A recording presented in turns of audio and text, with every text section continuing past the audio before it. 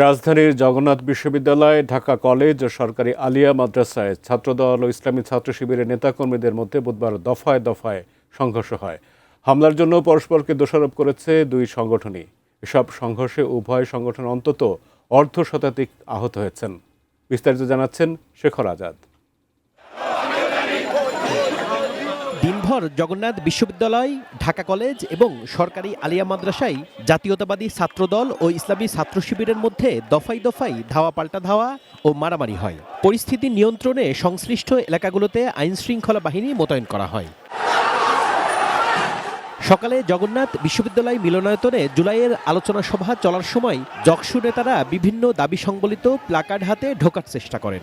এই সময় ছাত্রদল নেতাদের সাথে বাকবিতণ্ডার এক পর্যায়ে তা সংঘর্ষের রূপ নেয়। সারাদিনে অন্তত ৫ দফা ধাওয়া পাল্টা ধাওয়া হয়।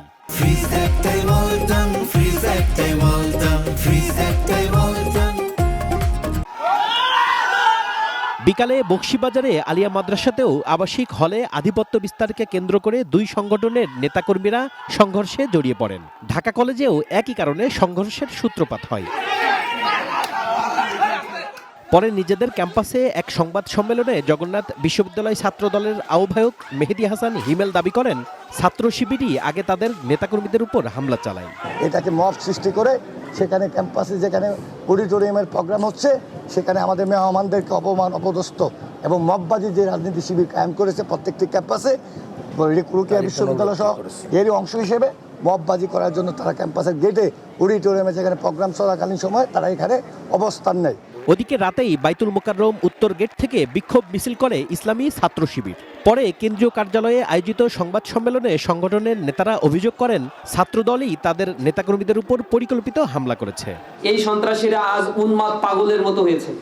এই লুবি মানসিকতা চরিতার্থ করতে জবি ছাত্রদলের 2006-07 সেশনের চিহ্নিত ও 40 ঊর্ধ্ব সন্ত্রাসীরা, আমি আবার বলছি, নাম ছাত্রদল কিন্তু 40 ঊর্ধ্ব বয়স তাদের, জগন্নাথ বিশ্ববিদ্যালয়, ঢাকা কলেজ এবং আলিয়া মাদ্রাসায় ঘটিত যে সন্ত্রাসী হামলা হয়েছে, এই হামলার সাথে যারা জড়িত তাদেরকে অতি দ্রুত বিচার এবং বহিষ্কার করতে হবে।